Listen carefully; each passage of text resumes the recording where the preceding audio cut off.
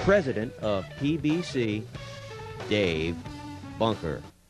We invented the tension-free neck several years ago, and basically it came about because of development in the touch guitar line of guitars. I, in the touch guitar, had to develop a way to take stress off of the neck so that not only could I get a more accurate neck that stayed for longer periods of time in tune, but I could also, in doing that, took the stress off the strings so that the tension of the strings was less.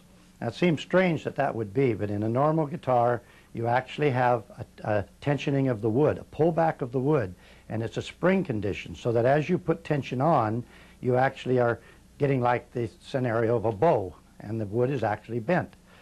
What I've done here is to put a bar through the neck that relieves the stress up to a certain point. Being free and clear here, it actually separates the headstock from the rest of the neck. With one simple adjustment, I can then adjust the neck any way I want.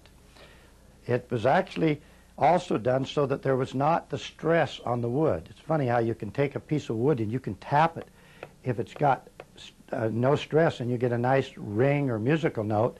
The minute you put a tension on it and stress it, it goes dead because you have taken away any chance for it to vibrate or to resonate.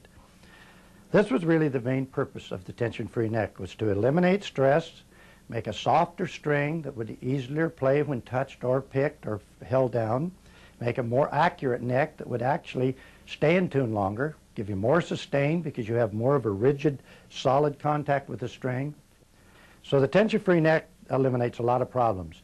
It's easy to manufacture in a lot of ways because it's two pieces. It's very easy to actually service, and that's something I'm going to get into, but it actually is easy to service, to take apart, to put together. If you want to tweak the rod, you can do that. So there's a lot of reasons for the tension-free rod. On a bass and on all of our solid bodies, in the back of the piece is a little chrome or gold little cover that covers up the access hole to the tension-free adjustment. Just remove that, and when you're done, put it back. You can also see from the back of the bass that it's a conventional solid mount screws, and on here is where your neck actually separates from the neck itself, the headstock. On the wishbone archtop guitars, hollow bodies, it's very similar, but it has a little cover, a little 3 screws in the cover. You remove the screws. Underneath that is access for a battery if you happen to want to make the instrument piezo active, or if you want to make it just active on your magnetic pickups. It also has your adjustments, your neck mounting screws, and right in the center of the battery cavity is the actual hole that gives you your 5/32 wrench adjustment for the neck. The neck is actually built in the two pieces.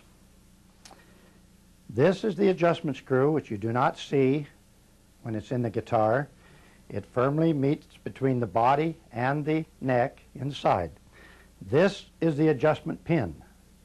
This screws all the way through the rod when it's in. It's now out, and the rod, if I was to remove this pin, the rod would pull right out of the neck.